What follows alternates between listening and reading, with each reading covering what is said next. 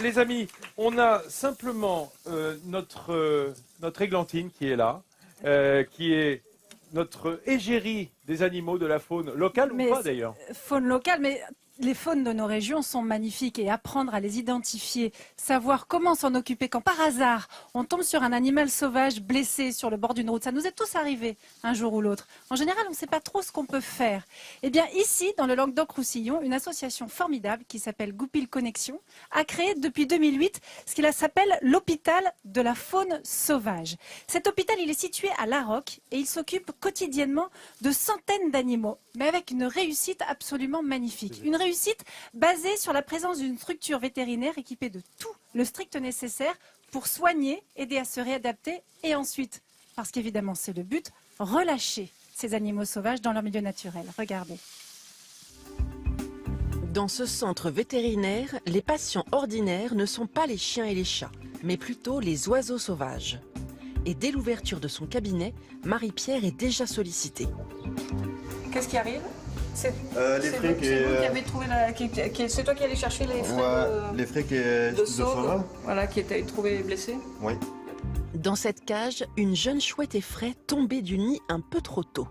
Un cas fréquent en période de reproduction. Plus perdue que blessée, la petite chouette va quand même rester en observation quelques jours. On va lui proposer à manger et donc entre ce soir et demain, si elle n'a pas mangé seule, on l'aidera à manger, à reprendre ses habitudes et très vite elle sera en volière. Si pour cette chouette, les choses s'arrangent, la situation est nettement plus critique pour ce chouca des Tours. Blessé à l'œil et un peu maigre, il a besoin d'un examen approfondi. Ça, c'est un impact humain là-dessus. C'est pas que les voitures, les insecticides, les pesticides. Des fractures ouvertes, pourries, infectieuses. Plus vite elles arrivent dans les lieux, les bons lieux qui vont être pris en charge, et plus vite l'animal va pouvoir repartir. Mais son combat pour sauver ses rapaces ne vaut la peine qu'en impliquant aussi les hommes. Marie-Pierre ne relâche jamais ses patients au hasard dans la nature. Aujourd'hui, c'est aux abords de la bergerie de Frédéric et Stéphanie qu'elle va libérer des rapaces. Une véritable aubaine pour ce couple de jeunes agriculteurs. Concrètement, on ne mettra pas de tapette, on ne mettra pas de pesticides. On verra le taux d'envahissement, on va dire, des souris, etc. Mais bon, s'ils peuvent participer, les chouettes hulottes et les faucons cresserelles, ben, ce sera parfait. Comme ça, on pourra vivre autrement. Et puis nous, on a envie de les voir voler, on a envie d'être en osmose avec notre milieu naturel. Chaque année, Marie-Pierre rend sa liberté à plus de la moitié de ses patients. Mais pour notre vétérinaire, c'est toujours avec une certaine appréhension qu'elle effectue cette tâche. Oui, c'est inquiétant, mais il faut leur faire confiance parce que vous ne savez pas d'où ils sortent. Il y en a certains, les fractures ouvertes, normalement, ils sont faits pour être morts et ils ont une énergie. Depuis sa création en 2008, cet hôpital de la faune sauvage a soigné plus de 4500 animaux.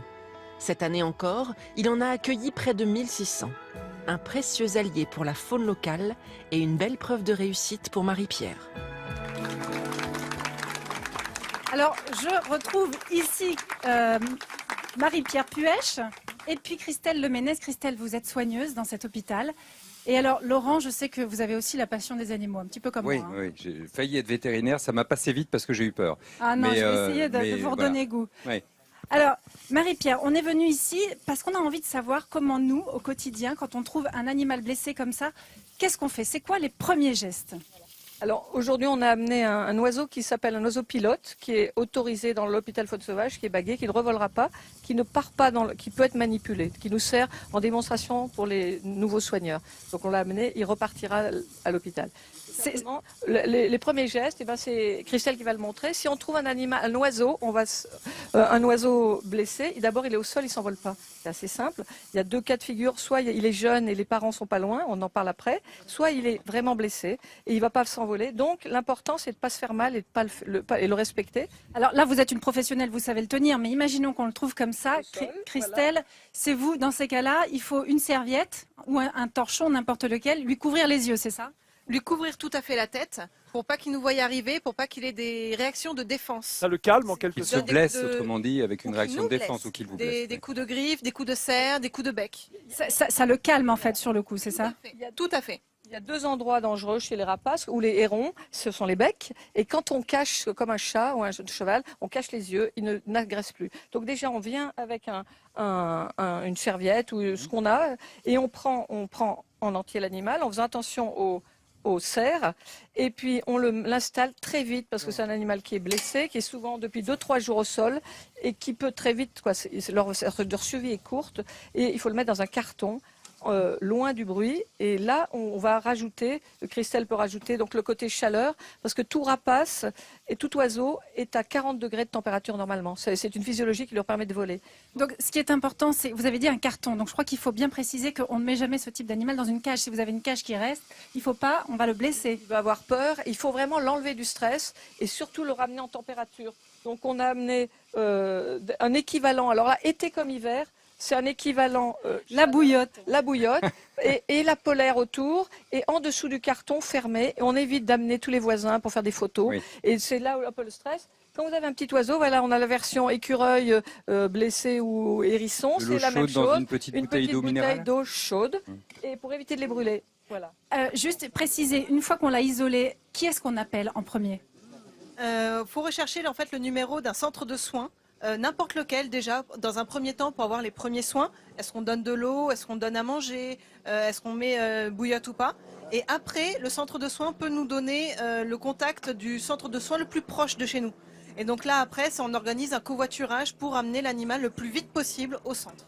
Et alors, une fois que cet animal est soigné, ce qui est magnifique, c'est qu'on fait tout pour qu'il soit ensuite suffisamment bien pour rejoindre le milieu naturel. Et aujourd'hui, vous avez amené un faucon cresserelle qui doit être relâché dans la nature. Ça fait 4 mois qu'il est soigné chez vous. On va faire ça en direct, il avait là une fracture en fait d'une aile et là il est prêt au relâché.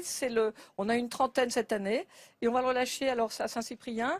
On est entre mer et étang. On voit l'Espagne de ce côté-là, les Pyrénées. Ce sont des oiseaux sans frontières. Il va être bagué, il est bagué muséum. Et voilà, il va repartir libre. On va le libérer là, tout de suite en direct, Vincent. Est-ce que tu as prévenu les cadreurs, nos caméramens, parce qu'il faut le suivre, hein, le faucon, à mon avis, il va partir comme une fusée.